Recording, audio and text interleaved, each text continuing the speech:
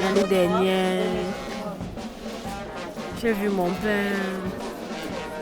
Mon père sortait toujours de sa chambre pour venir me faire un câlin. Donc le fait d'imaginer que il ne sortira plus de sa chambre pour venir m'embrasser, je sais pas. Le souvenir que je garde tellement de mon père, c'est d'être toujours en train de nous dire Dieu est grand, Dieu est bon. C'était les mots de mon père. Papa, on nous aussi au lit, papa, tu as fait ton devoir sur nous. Tu as été un papa très très responsable, très amour mon père. Que le Seigneur te garde bien auprès de lui, papa.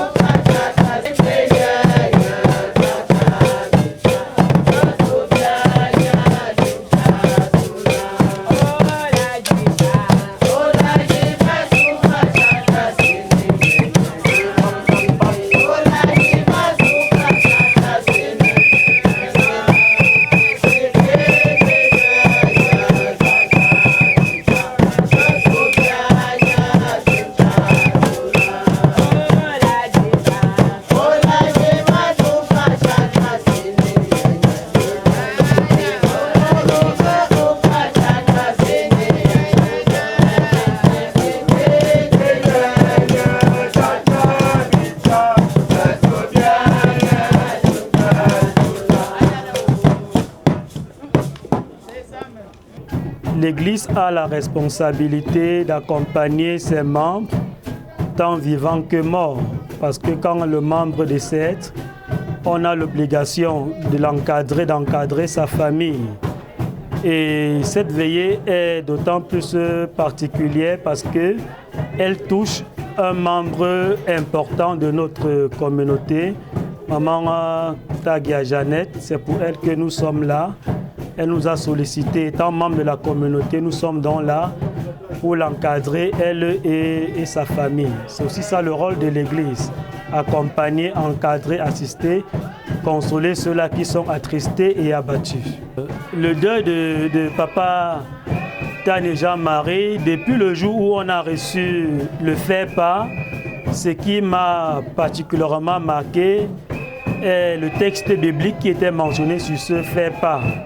Quand j'ai vu ce texte biblique qui était tiré de 2 Timothée, chapitre 4, versets 7 et 8, cela m'a interpellé parce que il est important de mentionner, d'appuyer sur ce texte. C'est la raison pour laquelle, même pendant le culte, nous avons choisi de méditer sur ce texte. C'est un texte interpellateur. C'est un texte qui porte les empreintes de l'apôtre Paul et nous nous sommes évertués à mieux expliquer cela à la famille et à ceux qui étaient là pour écouter, pour assister à cette autre célébration. Il faut déjà savoir que pendant que nous sommes là, on ne prêche pas déjà aux morts, on prêche aux vivants, on prêche à ceux qui peuvent encore revoir leur manière de vivre et de faire sur la terre des hommes. En ce qui concerne le mort, nous nous disons qu'il s'est couché et il ne reste plus que la résurrection pour lui et le tribunal divin. Donc nous sommes donc obligés d'interpeller ceux qui sont encore vivants afin qu'ils puissent changer leur manière de faire. Raison pour laquelle nous avons choisi ce texte. J'ai combattu le bon combat, le combat de la foi, le combat qui est essentiel pour l'homme sur la terre, le combat pour le bien, parce que nous sommes encore vivants. D'ailleurs, on prêche aux vivants et non aux morts. Bon, en réalité, concernant les défauts de l'homme sur la terre et concernant également celui qui s'en est allé, on ne peut pas porter jugement sur celui qui s'en va déjà. Parce que dans notre culture, on sait que celui qui s'en va, tout son casier judiciaire est acquitté, quel que soit ce qu'il a fait en bien ou en mal, dès qu'il s'en va, on ne peut plus porter jugement par rapport à tout ce qu'il a fait sur la terre. On le remet à Dieu, quitte à Dieu donc de le juger et de le placer à l'endroit qui le convient convenablement. Oui, j'ai dit que cela est parfois aléatoire, comme vous l'avez si bien dit, parce qu'il y a des services où on arrive avec le fait-pas en main, avec un texte sur ce fait-pas qui ne reflète en rien la vie de celui qui s'en est allé. Parce que vivant dans une société, on connaissait comment il vivait et après sa mort, on prend parfois un texte qui ne reflète rien par rapport à la vie qu'il menait, qui est parfois contradictoire. Et on se pose parfois la question à savoir, est-ce bien un texte qui cadre avec la dernière volonté de celui qui s'en va ou un texte choisi au gré comme ça là par la famille? Oui, vraiment, tout se passe très bien depuis l'annonce du décès de papa jusqu'à aujourd'hui. Vraiment, tout va vraiment sur les roulettes avec la bénédiction du Christ. Ça passe très bien pour le moment. C'est un père pour moi, un grand-père, un ami. On était tout, hein, on était très complices. On se disait tout, on ne se cachait rien. Le patriarche, notre papa, le leader, le seul, il mérite ses honneurs.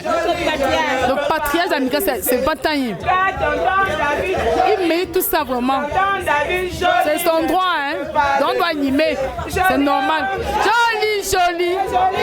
Joli, joli, je ne peux pas le laisser. Papa, c'était un homme vraiment béni.